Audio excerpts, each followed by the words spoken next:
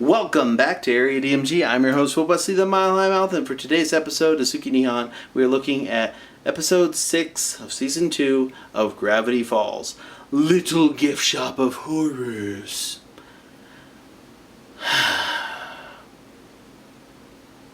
I don't like this episode. Seriously, I don't really like this episode at all. I'm just like, ugh, it feels like a rehash of the Bottomless Pit episode. I mean, parts of that had important stuff to do kind of with the plot. They're just like little throwaway ideas.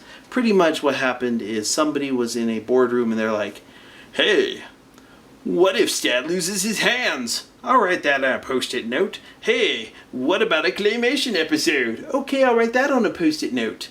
Oh hey, what if we got a super intelligent pig named Neil deGrasse Tyson, Waddles, and yeah, put that on there. And they're like, yeah, wait, none of these are any good. We can't put these into a full episode. Wait, you know how Adventure Time does those short Graybles? Or other shows do Halloween Tales of Terror in the Park or whatnot? And stuff like that. Let's do that with Gravity Falls. Let's make this a 3 stories in 1 episode. And so they do. And the basic story is a guy gets stranded on the side of the road. I guess it's a guy, or it might be a woman. We don't know. It's even worse if it's a woman. That's even worse. Anyways, a person shows up at the door. Stan is all like, come in here and listen to my tales designed to sell my merchandise. Ha ha ha ha. And that type of stuff. And yeah, so he gets the person in there. And he starts telling his stories. The first one is Hands Off. Stan accidentally offends or angers a hand-collecting hand witch when he tries to purchase a watch and then decides to steal it instead. So there's a little montage where Mabel makes him some new hands that are actually just forks attached to his stump. And he discovers he needs hands, so he goes to apologize to the hand witch. Mabel does a makeover of her cave and then gives her a book of pickup lines. At the end of it, she's using terrible pickup lines on a hiker that she meets after giving Stan back his hands. And I was just like,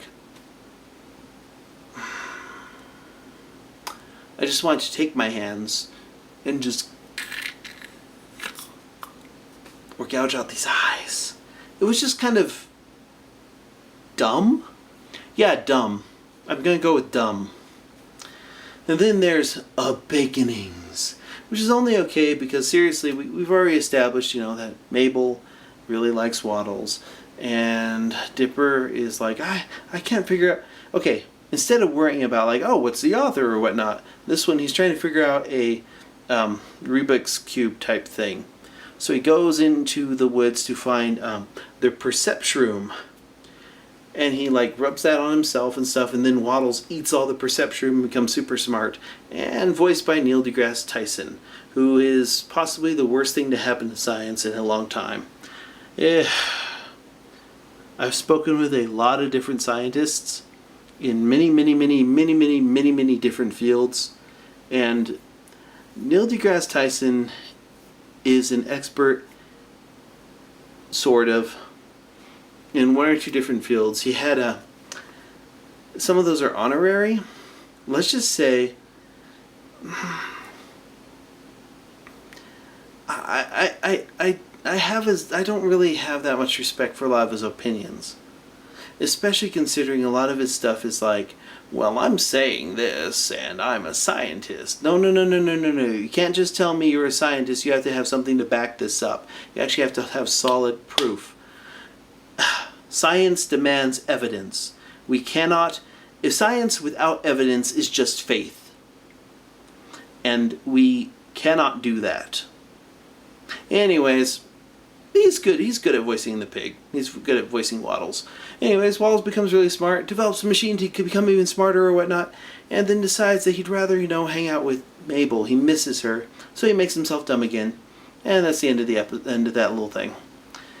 I mean, he decides that being smart and productive and worthwhile is no fun without the woman you adore, So you have to become dumb and stupid again. And give all that up. Sacrifice your potential for your woman. It's such a very empowering message to men.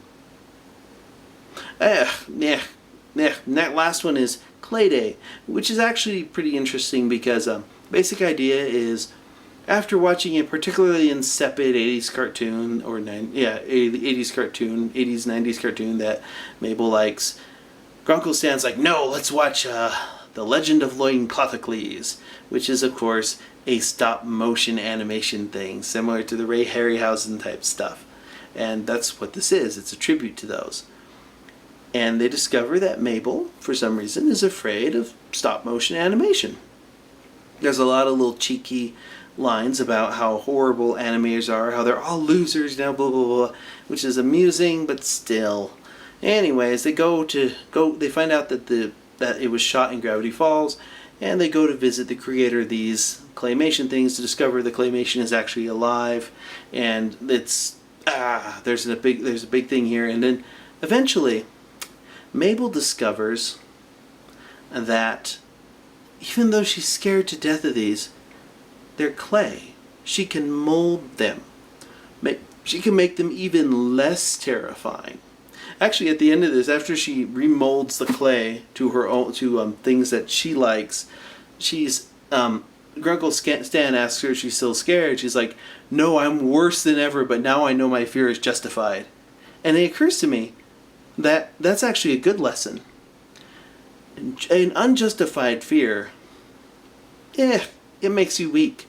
But a justifiable fear, a fear that has been shown to be right, is something you can do something about.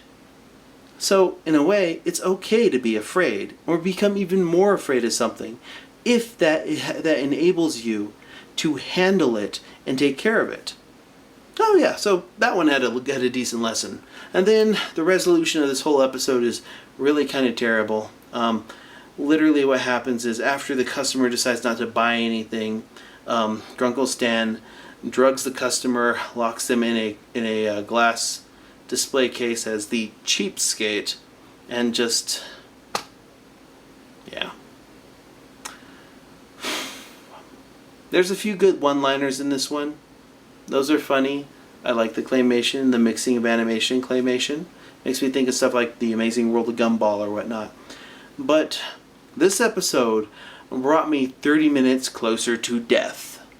Seriously. I didn't particularly like this episode. In fact, if all of Gravity Falls were like this episode, I probably wouldn't watch Gravity Falls. I was just like, this is nice looking, it's got some decent stuff here, but ew. It was just not as good as it could be. But I do know the other episodes are much stronger, and we'll get to some of those much stronger episodes later on. But if you like this episode, let me know in the comments below what you thought of it. Let me know if one of these 3 little mini stories in here is one of your favorites of all time. Let me know that. Hit that thumbs up if you haven't already. Go ahead and like us. Hit subscribe if you haven't already. And until the next video comes out, you are now caught up.